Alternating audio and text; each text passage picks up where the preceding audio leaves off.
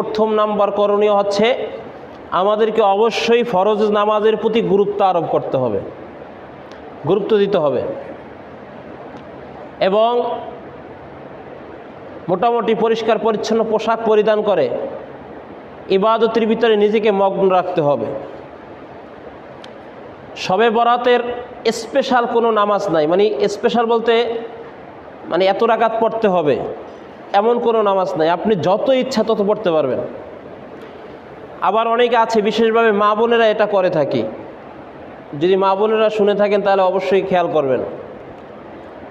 মা বোনেরা অনেকেই নামাজ পড়ি ওই যে মাকসুদুল মুমিনিন ছোটো ছোটো আগের চটি বই আসলো ওই সমস্ত বই পড়ে পড়ে কিছু নতুন নতুন এক্সট্রা নামাজ তৈরি করে, যে সূরা ফাতিহা একবার সূরা ইখলাস এতবার, সূরা ফাতিহা একবার সূরা ইখলাস 10 বার 13 বার 15 বার 3 বার, এরকম স্পেশাল নামাজ বানায়। আসলে শবে বরাতের এরকম স্পেশাল নামাজ হাদিসে নাই, কোরআনে নাই, কোরআন সুন্নাহের ভিতরে নাই। আপনি নফল ইবাদত করবেন স্বাভাবিকভাবে, আমরা যেভাবে 2 রাকাত নামাজ পড়ি, সূরা ফাতিহা পড়ি, সূরা ফাতিহার সাথে আরেকটা সূরা মিলাই, আবার দ্বিতীয় রাকাতেও সূরা ফাতিহা পড়ি, সূরা ফাতিহার সাথে আরেকটা সূরা মিলাই, যেরকমভাবে আমরা 2 রাকাত সুন্নত পড়ি অথবা সুন্নাহ আমরা যে কোনো অন্য সময় যেরকম 2 রাকাত নফল নামাজ পড়ি, ঠিক তদ্রূপ আজকের নামাজটা এভাবে স্পেশাল সিস্টেমে কোনো নামাজ নেই, যেটা আমরা মা বোনেরা বিশেষভাবে অনেকেই এটা সওয়াবের উদ্দেশ্যে করে থাকি। আসলে এগুলো আমাদের ভিতরে মানে শয়তান আমাদেরকে এটা কিছু শয়তানের কাজ হচ্ছে মানুষকে ইবাদত থেকে দূরে রাখা। যারা যেটা বলে থাকেন এক শ্রেণীর আহলে হাদিস অনুসারী, মানে লা মাযহাবী, নিজেদেরকে লা মাযহাবী দাবি করে, সে সকল ভাইরা বলে থাকেন যে শবে বরাত বলতে কিছুই নাই, শবে বরাত বলতে কোনো নামাজই নাই, শবে বরাত বলতে কোনো ইবাদতই নাই, শবে বরাত বলতে কোনো রজনীই নাই। তারা বলে এটা কোনো স্পেশালই নাই। কেন? প্রমাণ কি? তারা বলে যে কোরআন হাদিসের ভিতরে শবে বরাত কোথাও নাই। আসলে যদি এইদিকে খেয়াল করি, শবে বরাত কোরআনে ঠিক নাই, নামাজও নাই, রোজাও নাই। কোরআনে আছে কি? কোরআনে আছে নামাজের পরিবর্তে হচ্ছে সলাৎ। নামাজ এটা হচ্ছে আমাদের দেশের ভাষা, এটার আরবি কি? সলাৎ। তাহলে কোরআনে নামাজ নাই ঠিক, তবে সলাৎ আছে। কোরআনে রোজা নাই ঠিক, তবে সিয়াম আছে। কোরআনে এই শবে বরাত নাই ঠিক, তবে লাইলাতুল বরাত অথবা লাইলাতুল নিসফি মিন শাবান আছে। এটা আল্লাহ পাক রব্বুল আলামিন আজকের এই রজনীর স্পেশাল কিছু বৈশিষ্ট্য রেখেছেন। তার ভিতরে অন্যতম হচ্ছে আল্লাহ রব্বুল আলামিন বলেছেন যে যেই ব্যক্তি শিরিক করবে না এবং হিংসা বিদ্বেষ লালন করবে না, আমি আল্লাহ পাক রব্বুল আলামিন এই 2 শ্রেণীর ব্যতি রেখে সবার জন্য সাধারণ ক্ষমা করে ঘোষণা করলাম। আরও অনেক আছে মানে ইবাদত কবুল না হওয়ার, তবে এর মধ্যে সবচেয়ে বিশেষ হচ্ছে এইটা। তো এটা কোরআনের ভিতরে সরাসরি আছে। তাহলে বোঝা গেল কোরআনের শবে বরাত নাই, তবে লাইলাতুন নিসফি মিন শাবান আছে। তো যাই হোক, তো এক শ্রেণীর মানুষ বলে থাকে যে নামাজই নাই, কোনো কিছু ইবাদতই নাই, আজকে রজনীতে ইবাদত করলে কোনোই লাভ হবে না। এটা নিয়ে আরও বিশেষ আলোচনা ইনশাল্লাহ আমরা রাতে আলোচনা করব। আমি জাস্ট একটু করণীয়গুলো বলে শেষ করব যে আমাদেরকে বেশি বেশি নামাজ পড়তে হবে। অবশ্যই এই রাত্রের ইবাদত করার জন্য আল্লাহ রব্বুল আলামিনের বিশেষ কিছু অফার আমাদের জন্য আছে, এই জন্য নামাজ থেকে বৈমুখ হওয়া যাবে না। আর এক শ্রেণীর আছে যে নামাজ পড়বে ঠিকই, কিন্তু বৃথা যাবে, অনর্থক হবে। সেটা হচ্ছে ওই এক সূরা ফাতিহা দিয়া 10 বার সূরা ইখলাস, 13 বার সূরা ইখলাস, 15 বার সূরা ইখলাস।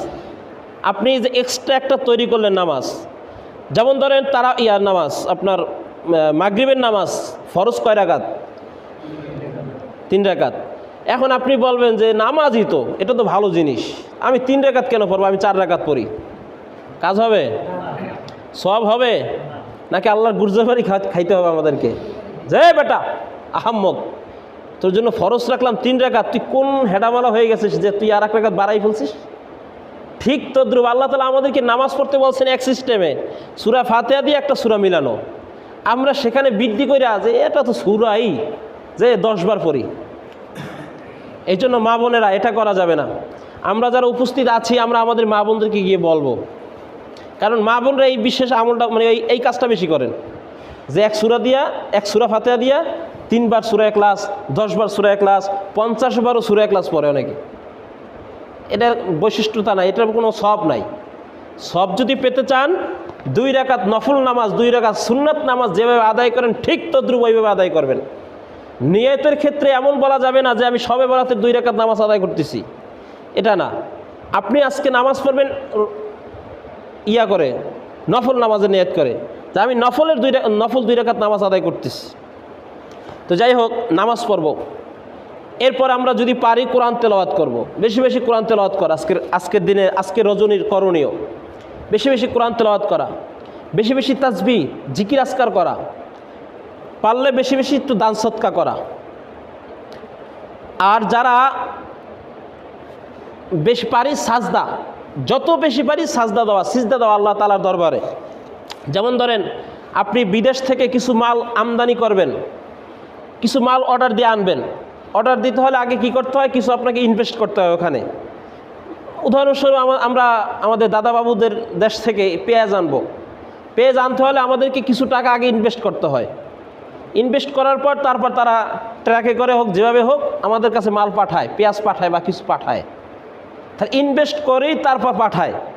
ঠিক তদ্রূপ আজকে আল্লাহ তাআলার কাছে এই রাতের বৈশিষ্ট্য পেতে হলে বেশি বেশি সাজদা ইনভেস্ট করতে হবে আমাদেরকে। সিজদা অর্থাৎ বেশি বেশি নামাজ আল্লাহ তাআলার কাছে ইনভেস্ট করতে হবে। আল্লাহ তাআলা এই ইনভেস্ট কবুল করে, অ্যাকসেপ্ট করে আমাদেরকে হয়তো আল্লাহ তাআলা বিশেষ কিছু দিবেন। আর আল্লাহ তাআলা আজকে রজনীতে একেবারে সূর্য অস্ত থেকে নিয়ে অর্থাৎ মাগরিব থেকে নিয়ে ফজর উদিত হওয়া পর্যন্ত, ফজর পর্যন্ত আল্লাহ তাআলা আমাদের জন্য এই অফারগুলো রাখবেন। অন্যতম একটা হচ্ছে আমাদের ভিতরে একটা প্রচলিত ভুল যে এই রজনী আসলেই হালুয়া রুটির ব্যবস্থা করতেই হবে। এই ব্যবস্থাটা এই মানে বিষয়টা অনেকের ভিতরে আছে যে এটার ভিতরে স্পেশাল কিছু বরকত আছে। কি বরকত? তারা বলে যে উহুদের ময়দানে রাসূলুল্লাহ সাল্লাল্লাহু আলাইহি ওয়াসাল্লাম দন্দন শহীদ করছেন, হুজুরে কিছু খাইতে পারেন না, এই জন্য ওই রুটি বানাইয়া খাইতেন, দাঁত চাবাইতে পারতেন না, এই জন্য নাকি রুটি বানায়, আর এইটা বানাইলে নাকি অনেক সওয়াব। এটা অনেকের ধারণা। আসলে যদি কোনো ব্যক্তি, আপনি আজকে রুটি বানান, রুটি খান, সমস্যা নেই, আপনি ভালো খাবার খাবেন, আপনি খেতে থাকেন, কিন্তু এই রজনীকে কেন্দ্র করে, শবে বরাতকে কেন্দ্র করে যদি আপনি সওয়াবের উদ্দেশ্যে করেন তাহলে এটা সম্পূর্ণ বেদাত হবে, কুসংস্কার হবে। এই রজনীকে কেন্দ্র করে করাই যাবে না মোটেও। এবং নামাজ নষ্ট করে, ইবাদত নষ্ট করে, আপনার এই রুটি বানানোর মধ্যে কোনো ফায়দা নাই।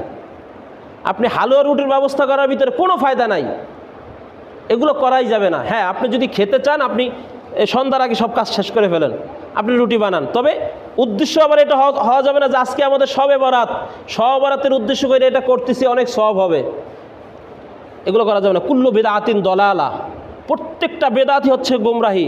অকুল্লু দলালাতিন ফিন্নার, আর প্রত্যেকটা গোমরাহি কাল কিয়ামতের ময়দানে জাহান্নামের আসামি। এই জন্য এই কাজটা আমাদেরকে করা যাবে না। আপনার খেতে ইচ্ছা করছে আপনি খান, এমনিতেই খান, এবং আবার রাত নষ্ট কইরা, ইবাদত নষ্ট কইরা আপনি এটা করা যাবে না, এটা আগেই করে ফেলতে হবে। এরপর হচ্ছে আমাদের যুবক ভাইয়েরা অনেকেই আমরা এই রজনীকে কেন্দ্র করে, যেহেতু একটু রাত্রে জাগরণ থাকে, বন্ধু বান্ধব একসাথে, কার গাছের ডাব আছে, কার গাছের অমুক আছে, তমুক আছে, এগুলোর দিকে খেয়াল থাকে। এই চুরির একটা নেশা থাকে অনেক যুবকদের মধ্যেই। এটা শুধু আমাদের এখানে না, এখানে আছে কিনা সেটাও আমি এখন বলতে পারি না, তবে অনেক জায়গা আছে। এগুলো থেকে বিরত থাকতে হবে।